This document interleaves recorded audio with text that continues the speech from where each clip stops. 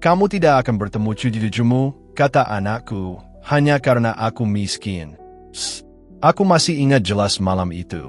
Hujan turun deras, dan aku duduk di ruang tamu rumah kecilku yang sederhana. Telepon dari anakku membuat jantungku berdegup kencang, tapi aku sama sekali tidak siap dengan kata-kata yang akan keluar dari mulutnya. Dengan suara dingin, ia berkata, "Kamu tidak akan bertemu cucu-cucumu." Aku terdiam, menunggu alasan yang masuk akal. Namun yang kudengar setelahnya justru menusuk lebih dalam dari pisau. "Hanya karena kamu miskin." Tanganku gemetar. Air mataku jatuh begitu saja, bercampur dengan rasa tidak percaya. Bagaimana mungkin anak yang kubesarkan dengan penuh pengorbanan, yang kulindungi bahkan dengan nyawaku, bisa berkata begitu ke ibunya sendiri? Aku teringat saat-saat aku berjuang untuk membesarkannya. Aku bekerja siang malam, menahan lapar, hanya agar ia bisa sekolah dengan perut kenyang. Aku menjual perhiasan terakhir peninggalan orang tuaku demi membayar biaya kuliahnya. Dan sekarang, semua itu seolah tak pernah ada. Aku merasa seperti dihempaskan ke dasar jurang. Tidak ada pelukan hangat, tidak ada ucapan terima kasih. Yang tersisa hanya penghinaan karena kemiskinanku. Apakah semua pengorbananku tidak ada nilainya sama sekali? Malam itu aku tidak bisa tidur. Kata-katanya terus bergema di kepalaku, seakan-akan diulang-ulang oleh suara yang kejam. "Kamu tidak akan bertemu cucu-cucumu." Bayangan wajah cucu-cucu yang bahkan belum pernah aku peluk menghantui pikiranku. Aku merasa seakan hidupku telah dirampas. Bagaimana bisa seseorang memutuskan begitu saja bahwa seorang nenek tidak pantas mengenal cucunya hanya karena kondisi ekonomi? Sejak kapan cinta diukur dengan uang? Aku mulai bertanya-tanya, apakah kesalahanku adalah terlalu mencintainya? Terlalu menuruti semua kemauannya saat kecil, tanpa mengajarkan betapa kerasnya dunia ini? Mungkin aku telah mencetak seorang anak yang hanya menghargai materi. Hari-hari berikutnya menjadi semakin berat. Setiap kali aku melihat anak kecil di jalan, aku merasakan perih yang tak tertahankan. Aku membayangkan, mungkin cucuku sedang sebesar itu, mungkin sedang belajar berjalan, mungkin sedang memanggil, "Nenek." Tapi aku dilarang untuk ada di sana. Aku mencoba menghubungi anakku lagi. Aku berharap semua ini hanya kesalahpahaman. Tapi setiap teleponku dijawab dengan dingin, bahkan kadang tidak diangkat sama sekali. Pesanku dibaca tapi tak pernah dijawab. Aku semakin yakin, ini bukan sekadar amarah sesaat. Ia sungguh-sungguh menganggapku aib hanya karena aku miskin. Bagiku, itu bukan hanya penolakan, tapi pengkhianatan yang paling menyakitkan dalam sebuah keluarga. Aku tidak hanya kehilangan cucu-cucuku. Aku kehilangan anakku sendiri. Ia bukan lagi sosok kecil yang dulu berlari memelukku sepulang sekolah. Ia kini berubah menjadi orang asing yang bahkan malu mengakuiku sebagai ibunya. Setiap sudut rumah ini mengingatkanku pada kenangan masa lalu. Kursi tua tempat aku dulu mendongeng untuknya. Dapur kecil tempat aku memasak makanan sederhana yang ia lahap dengan senyum bahagia. Semua itu kini terasa seperti mimpi yang kejam. Ada tetangga yang mulai bertanya, "Kenapa kamu tidak pernah terlihat dengan cucu-cucumu?" Pertanyaan itu menusuk. Aku hanya bisa tersenyum pahit, berusaha menutupi luka yang begitu dalam. Bagaimana aku bisa menjawab bahwa anakku sendiri menghalangiku? Hanya karena aku miskin, malam demi malam, aku duduk termenung. Aku mencoba memahami, apakah benar kemiskinan bisa membuat seorang ibu dibuang begitu saja? Bukankah darah dan kasih sayang lebih kuat dari apapun? Ternyata aku salah. Aku mulai merasa bahwa hidupku adalah sebuah cerita kelam yang tidak pernah kuceritakan kepada siapapun. Sebuah drama keluarga yang dipenuhi air mata, pengkhianatan, dan luka yang tidak bisa sembuh begitu saja. Yang paling menyakitkan adalah kenyataan bahwa aku tidak bisa berbuat apa-apa. Aku tidak bisa memaksa, aku tidak bisa melawan. Semua kuasa ada di tangan anakku, dan ia memilih untuk menghapusku dari hidupnya. Kadang aku ingin berteriak. Aku ingin dunia tahu bahwa aku diperlakukan tidak adil. Aku ingin membuka semua rahasia dan mengatakan, lihatlah, beginilah seorang ibu diperlakukan hanya karena ia miskin. Tapi siapa yang akan peduli? Hari-hari seakan berubah menjadi siksaan. Aku berjalan ke pasar dengan kepala tertunduk, takut mendengar gosip tentang keluargaku. Aku tahu orang-orang bisa merasakan ada sesuatu yang salah. Tapi aku tetap diam, memendam semua sendiri. Ada malam-malam ketika aku berbicara sendiri. Seakan aku sedang bercakap dengan cucu-cucuku. Aku bercerita bagaimana aku dulu merawat ayah mereka, bagaimana aku berjuang, bagaimana aku selalu bermimpi bisa memeluk mereka. Tapi itu hanya percakapan kosong dengan bayangan. Setiap kali aku melihat foto anakku di album lama, hatiku hancur. Senyum polos di wajahnya dulu kini terasa seperti penghinaan. Siapa sangka anak kecil yang dulu begitu manis akan tumbuh menjadi seseorang yang tega menolak ibunya? Aku tahu banyak keluarga lain yang menghadapi konflik keluarga. Tapi aku tidak pernah menyangka bahwa aku sendiri akan hidup dalam kisah keluarga sedih yang seperti ini. Seakan aku sedang berada dalam drama keluarga yang memilukan, di mana cinta seorang ibu tidak ada artinya di mata anaknya. Aku mulai berpikir, mungkin ada sesuatu yang lebih besar di balik ini semua. Mungkin ada rahasia keluarga yang membuatnya bersikap begitu. Mungkin ada pengaruh dari orang lain, atau mungkin ia menyimpan rasa malu yang tidak pernah ku ketahui. Namun apapun alasannya, luka ini tetap nyata. Aku merasa dikhianati oleh darah dagingku sendiri. Ini bukan sekadar pengkhianatan keluarga, tapi pengkhianatan darah sendiri yang akan meninggalkan bekas selamanya. Aku menuliskan kisah ini bukan untuk mengemis belas kasihan. Aku menuliskannya agar orang tahu bahwa tidak semua keluarga adalah tempat yang aman. Kadang, ketika keluarga menjadi musuh, hidup menjadi neraka yang tidak bisa kau bayangkan. Aku mencoba menahan diri untuk tidak larut dalam kesedihan, tapi semakin aku menahan, semakin sakit rasanya. Ada sesuatu yang membakar di dalam dadaku, sebuah rasa ingin tahu yang tak tertahankan. Apa sebenarnya yang membuat anakku tega berkata begitu? Aku mulai mengingat kembali masa-masa ketika ia menikah. Aku ingat jelas, saat itu aku tidak punya cukup uang untuk memberi hadiah besar. Aku hanya bisa memberikan sebuah selimut yang kujahit sendiri dengan tanganku yang sudah mulai lemah. Ia menerima dengan senyum tipis, tapi aku bisa melihat tatapan istrinya yang sinis. Sejak saat itu, aku merasa ada jarak yang perlahan terbentuk, jarak yang akhirnya berubah menjadi tembok tebal.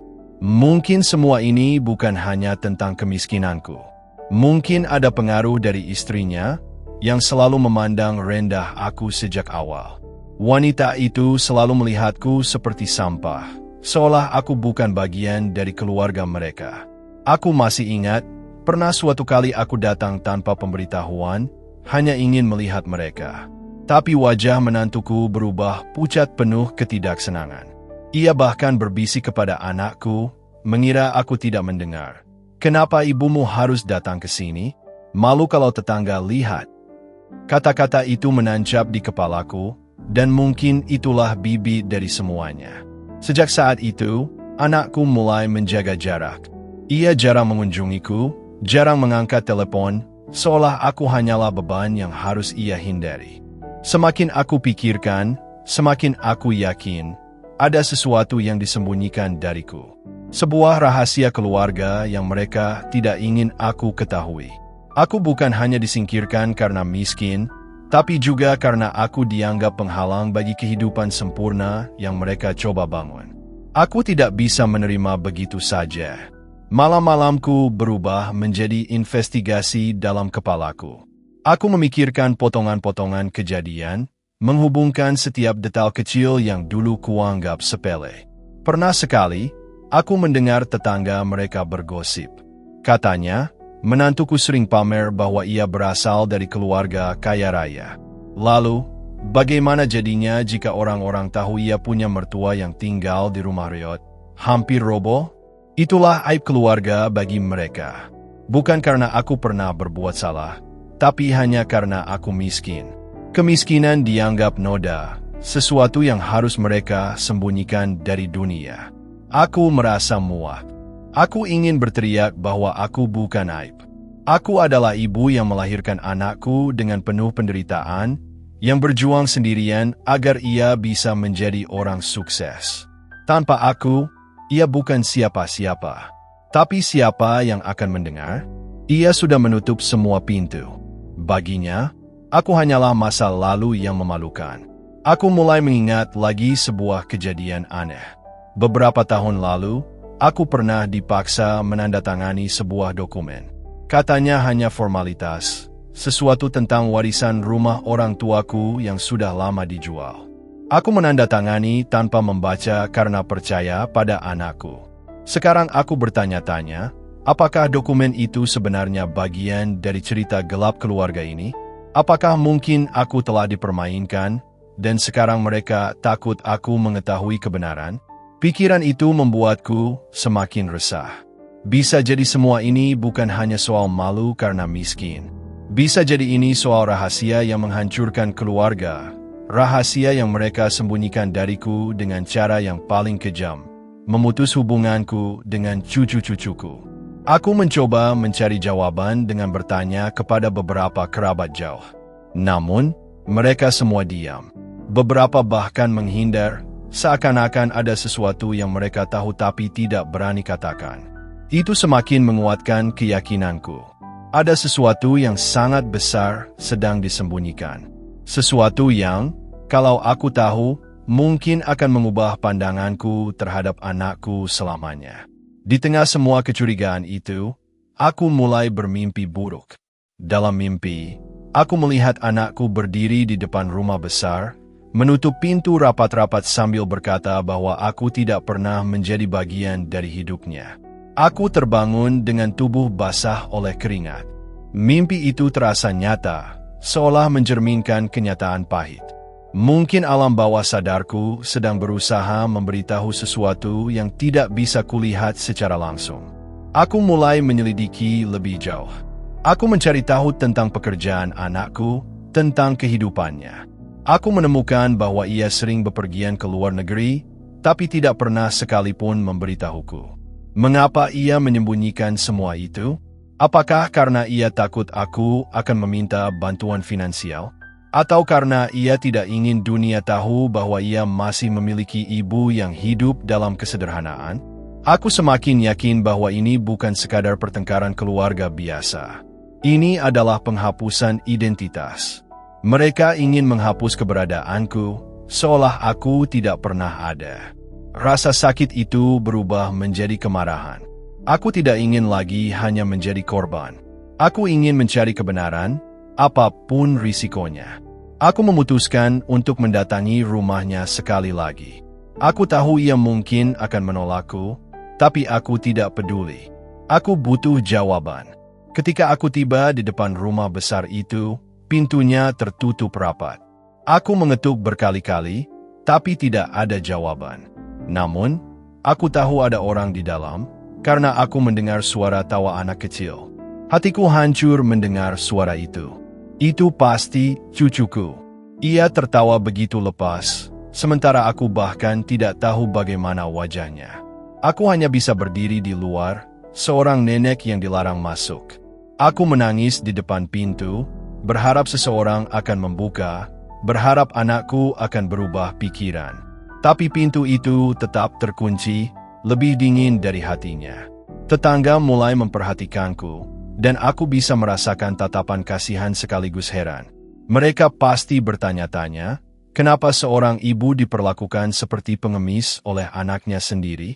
Aku pulang dengan langkah lemah, tapi hatiku penuh dengan dendam yang perlahan tumbuh. Aku tidak lagi ingin hanya menangis. Aku ingin tahu kebenarannya, bahkan jika itu akan menghancurkanku.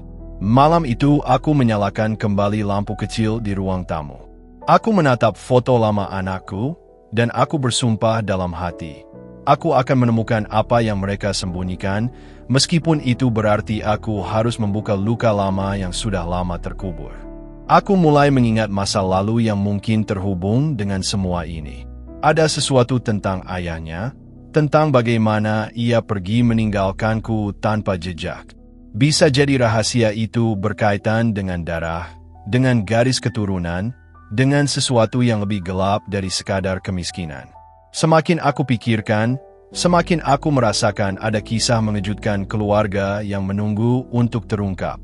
Mungkin inilah alasan sebenarnya mengapa aku dilarang bertemu cucuku, karena ada rahasia yang menghancurkan keluarga yang mereka takutkan akan terbongkar jika aku terlalu dekat. Aku tidak tahu bagaimana akhirnya, tapi satu hal pasti, kebenaran ini akan muncul, entah dengan cara apapun. Dan ketika itu terjadi, semua kepalsuan akan runtuh, termasuk topeng anakku yang selama ini ia kenakan. Aku mulai meragukan segalanya. Bukan hanya tentang anakku, tapi juga tentang siapa sebenarnya aku dalam cerita ini. Apakah aku hanya seorang ibu malang, atau ada sesuatu yang lebih besar yang selama ini disembunyikan dariku? Setiap kali aku menatap wajahku di cermin, aku melihat wanita yang lelah. Keriput di wajahku adalah saksi bisu dari perjuangan panjang. Tapi di balik itu, ada mata yang masih menyimpan tanya, mengapa darah dagingku sendiri tega menolakku? Aku kemudian teringat satu hal. Beberapa tahun lalu, seseorang datang mencariku. Seorang pria parubaya yang aku tidak kenal. Ia menyebutkan nama ayah anakku, lalu menghilang tanpa jejak. Saat itu aku menganggapnya kebetulan. Tapi sekarang, aku yakin kunjungan itu bukan tanpa alasan. Bisa jadi, pria itu tahu sesuatu yang aku tidak tahu. Sesuatu yang berkaitan dengan masa lalu suamiku yang hilang begitu saja. Aku mulai berpikir, mungkin rahasia ini ada hubungannya dengan identitas cucuku. Semakin aku memikirkannya, semakin banyak kemungkinan menyeramkan muncul di kepalaku. Bagaimana jika anakku bukanlah anak kandung dari pria yang dulu kuanggap suamiku? Bagaimana jika ada garis keturunan yang memalukan, yang ingin mereka tutupi dariku? Aku menggigil membayangkannya. Jika benar, maka bukan hanya aku yang dipandang rendah. Tapi seluruh keluarga bisa hancur karena kebenaran itu. Aku memutuskan untuk mencari tahu tentang pria asing yang pernah mencariku dulu. Aku mencoba bertanya ke tetangga lama di kampung, orang-orang yang mungkin masih ingat masa mudaku. Beberapa dari mereka menolak bicara. Namun ada seorang wanita tua yang akhirnya membuka suara. Dengan berbisik, ia berkata bahwa dulu ada desas-desus tentang suamiku yang memiliki keluarga lain di kota lain. Hatiku seakan berhenti berdetak. Jadi, apakah benar selama ini aku hidup dalam kebohongan? Apakah mungkin anakku tahu hal ini, dan ia malu pada kenyataan bahwa ayahnya bukan sosok ideal yang ia bayangkan? Jika itu benar, maka aku bisa mengerti mengapa mereka menutup-nutupinya. Itu adalah aib keluarga yang akan membuat reputasi mereka runtuh. Tapi tetap saja, mengapa aku yang harus dikorbankan? Aku hanya ingin mencintai cucuku. Aku tidak peduli dengan masa lalu suamiku. Aku tidak peduli dengan rahasia gelap itu. Namun tampaknya, baginya, kehadiranku berarti membuka kembali luka yang ingin mereka kubur. Malam-malamku semakin penuh dengan bayangan. Aku membayangkan cucuku tumbuh besar tanpa pernah tahu bahwa neneknya masih hidup, menunggu dengan hati yang patah. Aku merasa seperti arwah gentayangan, hidup tapi terhapus dari kehidupan orang-orang yang paling kucintai. Suatu hari, aku mendapat pesan singkat tanpa nama. Hanya satu kalimat, kamu tidak tahu siapa sebenarnya ayah dari cucu-cucumu. Tanganku gemetar membaca kalimat itu. Siapa yang mengirim? Mengapa ia memilih untuk mengungkapkan hal itu padaku? Pesan itu membuat kepalaku semakin penuh dengan tanya. Apakah anakku tahu? Atau justru ia menyimpan rahasia yang bahkan istrinya tidak tahu? Aku mulai merasa terjebak dalam labirin. Setiap jawaban justru melahirkan lebih banyak pertanyaan. Dan setiap pertanyaan menusuk hatiku lebih dalam. Aku bertanya pada diriku sendiri, apakah aku siap untuk mengetahui kebenarannya? Bagaimana jika kebenaran itu Jauh lebih buruk dari semua yang kubayangkan. Namun semakin aku takut, semakin besar pula keinginanku untuk mengungkap semuanya. Aku tidak ingin mati dengan membawa pertanyaan yang tak pernah terjawab. Aku mencari kembali dokumen-dokumen lama, surat-surat, bahkan foto-foto yang sudah menguning. Aku berharap menemukan petunjuk kecil yang bisa mengarah pada jawaban. Di antara tumpukan kertas tua, aku menemukan surat yang tampak aneh. Surat itu ditulis dengan tergesa-gesa, ditandatangani oleh suamiku sebelum ia menghilang.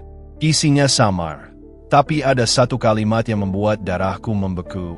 Jika suatu hari anak kita tahu kebenarannya, sembunyikanlah dari dunia. Aku menutup mata, mencoba mencerna kata-kata itu. Apa yang sebenarnya ia sembunyikan? Dan mengapa aku tidak pernah mengetahuinya? Surat itu menjadi beban baru. Aku mulai mengerti bahwa seluruh kehidupanku dibangun di atas kebohongan. Dan kini, kebohongan itu menuntut harga. Aku kehilangan anakku, cucuku, bahkan kehormatanku. Aku tidak tahu apakah aku harus membenci suamiku yang sudah lama pergi, atau anakku yang kini memusuhiku. Yang kutahu hanyalah aku berdiri sendirian, melawan bayangan masa lalu yang tak pernah kuminta. Setiap langkahku terasa berat. Aku berjalan di dunia dengan perasaan bahwa semua orang menyembunyikan sesuatu dariku. Tidak ada yang benar-benar jujur. Kadang aku berpikir, lebih baik aku tidak pernah tahu. Lebih baik aku hidup dalam ketidaktahuan daripada harus menghadapi kenyataan yang bisa menghancurkan seluruh jiwaku. Namun, rasa ingin tahu itu tidak bisa kubendung. Aku terus mencari, terus menggali. Meskipun semakin dalam aku masuk, semakin gelap rasanya. Aku mulai bertanya-tanya apakah semua ini adalah hukuman. Hukuman karena aku terlalu mencintai, terlalu memberi, terlalu buta pada kenyataan. Aku mulai menyalahkan diriku sendiri. Jika aku lebih tegas sejak awal, jika aku tidak menyerahkan segalanya pada anakku, mungkin aku tidak akan diperlakukan seperti ini. Tapi kemudian aku sadar, aku tidak bersalah. Kesalahanku hanyalah percaya. Percaya pada keluarga yang seharusnya melindungiku, tapi justru menikamku dari belakang. Aku mulai melihat diriku bukan sebagai korban, tapi sebagai saksi. Saksi dari sebuah drama keluarga yang penuh dengan kebohongan, pengkhianatan, dan luka yang diwariskan dari generasi ke generasi. Aku bertanya-tanya, bagaimana nasib cucuku nanti? Apakah mereka akan tumbuh dengan kebohongan yang sama? Apakah mereka akan tahu siapa sebenarnya ayah mereka? Atau mungkin mereka akan tumbuh tanpa pernah tahu bahwa ada seorang nenek yang mencintai mereka lebih dari dirinya sendiri? Aku tidak bisa membiarkan itu terjadi. Aku harus menemukan cara untuk mendekat kepada mereka, meskipun anakku menutup semua pintu. Aku mulai berpikir tentang menulis surat. Surat yang bisa kuberikan kepada cucuku suatu hari nanti, ketika mereka sudah cukup dewasa untuk memahami. Surat yang menceritakan cintaku, perjuanganku, dan kebenaran yang disembunyikan dari mereka. Itu mungkin satu-satunya warisan yang bisa kuberikan. Bukan harta, bukan uang, tapi kebenaran. Dan mungkin, hanya mungkin, suatu hari nanti mereka akan mengerti bahwa aku bukan aib. Bahwa aku hanyalah seorang nenek yang ingin mencintai cucunya tanpa syarat. Sementara itu, aku hanya bisa menunggu. Menunggu waktu, menunggu kesempatan, menunggu saat di mana rahasia ini akan terungkap dengan sendirinya. Karena aku percaya, tidak ada kebohongan yang bisa bertahan selamanya. Cepat atau lambat, kebenaran akan muncul, meski harus melalui penderitaan yang panjang. Aku hanya berharap, ketika saat itu tiba, aku masih cukup kuat untuk berdiri. Masih cukup hidup untuk melihat cucuku tahu siapa sebenarnya nenek mereka. Dan mungkin, di hari itu, aku akan mendapatkan kembali sesuatu yang telah lama dirampas dariku. Cinta yang sejati dari keluargaku sendiri. Hari itu akhirnya tiba. Aku dipanggil oleh seseorang yang tidak kukenal, mengaku sebagai mantan rekan kerja suamiku. Dengan suara berat, ia berkata bahwa sudah waktunya aku tahu kebenaran. Aku datang dengan hati bergetar. Di tangannya ada sebuah map lusuh. Isinya, dokumen-dokumen, foto-foto lama, dan bukti yang membuat nafasku hampir berhenti. Ternyata suamiku memang memiliki keluarga lain. Lebih buruk lagi, anakku sendiri bukan anak kandungnya. Darah yang mengalir di tubuhnya adalah hasil dari hubungan terlarang yang selama ini ditutupi. Aku terdiam, tubuhku kaku. Semua pengorbananku, semua penderitaan yang kuterima, ternyata berdiri di atas fondasi kebohongan. Dan anakku tahu. Itulah sebabnya ia membenciku. Baginya, akulah sumber aib yang harus dikubur. Aku ingin menjerit, tapi suaraku hilang. Aku hanya bisa menangis. Namun tangis itu bukan lagi tangis sedih, melainkan campuran antara marah, jijik, dan sakit hati yang tak terkira. Aku akhirnya mengerti. Aku bukan hanya ditolak karena miskin, tapi karena keberadaanku adalah kunci dari rahasia kotor yang mereka sembunyikan. Mereka takut aku membuka mulut, takut cucuku tahu siapa sebenarnya ayah mereka. Dengan tangan gemetar, aku menutup map itu.